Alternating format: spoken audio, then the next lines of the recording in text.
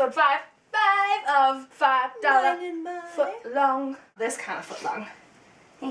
And that is definitely worth more than $5. See the quality of these stripes? She's got stripes too. Show them off. Show them. Oh! Hey. My pretty feet! Ah. We're going to do a doodle.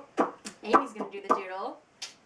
And it relates to something that we hold near and dear to our hearts and finals. Ugh. Okay. Finals is not the doodle. Pump up the jam, pump it up while your feet are stumping. And the jam is pumping. Look ahead, the crowd is jumping. Pump it up a little more, get the party going on the... And our doodle of the week. Yes, the doodle. Coffee. It's our saving grace during finals and just everyday life. Yeah.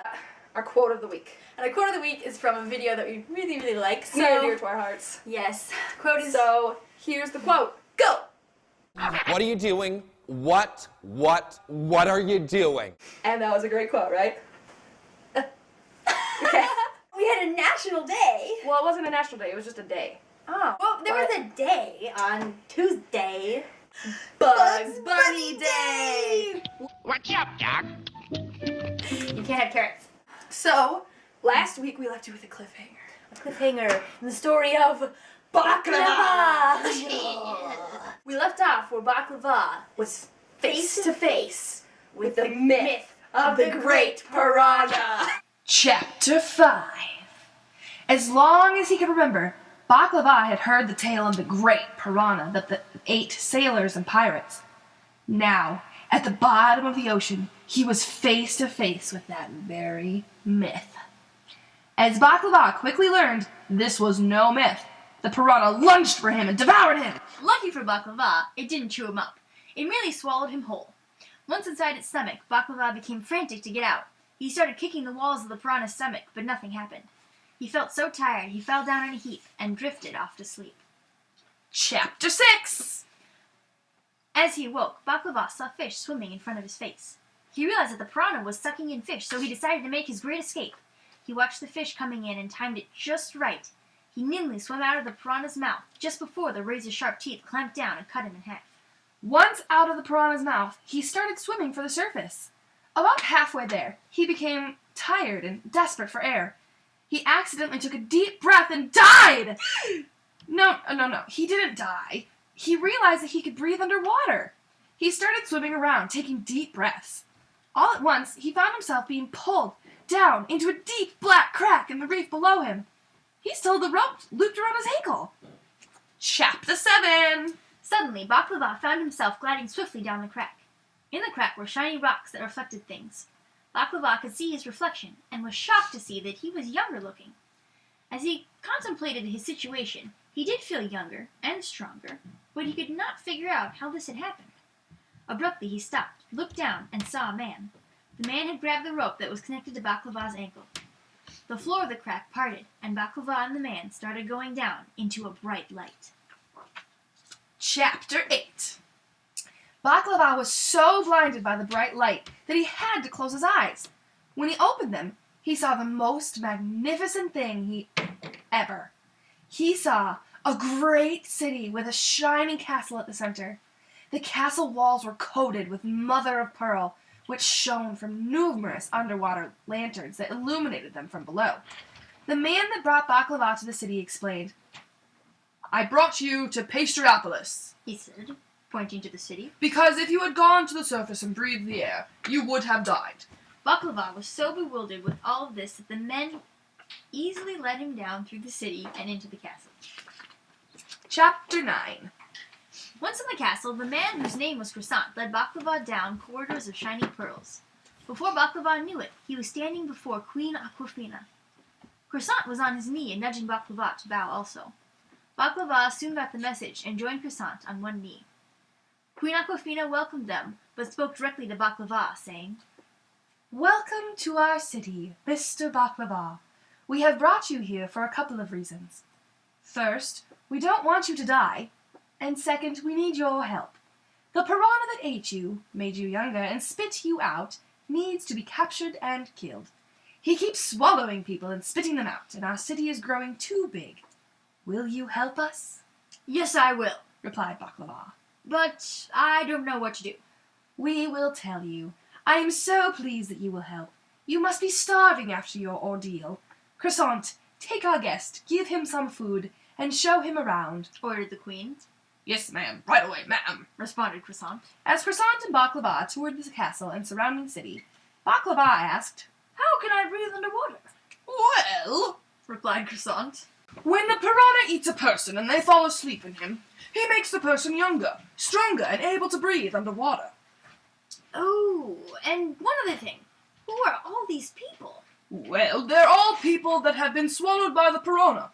They all came here the way you did. Chapter 10! The next day, Baklava received many warm welcomes from the people in Pastriopolis. He also learned that most of the people there had pastry names, which he found very interesting. Baklava was informed of the plan of action to capture the piranha. He was to lure the piranha to a certain spot on the reef. Croissant would lasso it with a heavy, braided rope, as he had been a cowboy on a cattle ranch before he came to live in Pastriopolis. Next, Quiche would throw an enormous net over the piranha. Once captured, the piranha would be transported in a specially made cage far away from Pastriopolis. Chapter 11. That afternoon, everyone assumed their positions to capture the piranha. All was going very smoothly as they were waiting for the piranha to appear. Then it happened. The piranha slipped up quietly behind the crowd and swallowed Eclair, one of the onlookers. Everyone gasped! The plan was hastily implemented. Croissant lassoed the piranha and Quiche threw the net. Hurriedly, they all shoved the piranha into the specially made cage. Baklava was so filled with rage and adrenaline that he charged into the cage, ripped open the piranha's mouth, thus killing the creature and saving Eclair's life. Oh. While standing on the dead creature's tongue, Baklava was cheered by the crowd. Yay! Yay! At that moment, go Baklava! Baklava stared speechlessly into Eclair's bright, shining blue eyes. Eclair and Baklava began to notice each other more often as they traveled around Pastriopolis. Chapter 12. One day, Baklava was visiting the wise old scientist of the city. The scientist told Baklava that if he hadn't pulled Eclair out of the piranha when he did, the side effects of being eaten a second time would have left her dead at the bottom of the ocean. Baklava could not stand the sound of this.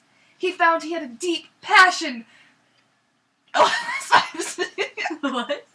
He found he had a deep passion to know more about her and be with her every waking moment.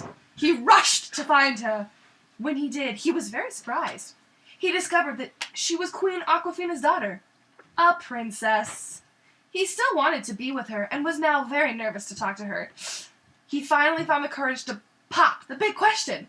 When he asked her to marry him, she said, "Yes, of course. I was wondering when you would ask me." A few months later, all throughout Pastriopolis, wedding bells chimed as Baklava and Eclair were joined together in matrimony. Queen Aquafina stepped down from the throne, allowing Baklava and Eclair to rule Pastriopolis in peace for many years. Oh, that was the end of the story. I hope you liked it. Let us know what you thought. Realize we were like 13 when we wrote it, so 13, 14, yeah. don't give us too much flack. I mean, oh, we're kind of sad this week. No new subscribers! None. Nobody subscribed to us. You should subscribe to us. Seriously, do it. We're serious. You see, this is our serious It's face. worth it, and we'll give you a shout out. Shout out, like Because shout out. we love our subscribers. Yeah. Yay! You get a little happy subscriber dance. Whoever might. subscribes, you'll get special stuff. Very special. We hold you near and dear to our hearts. Near and dear. Okay, I hope you enjoyed the week today. Tonight. The episode? The episode, yes. Fantastic. Woo! Yeah. Yeah, and next week, even more fun. Next week in the With future. Mine and my. Thanks for watching. Woo! And dance out.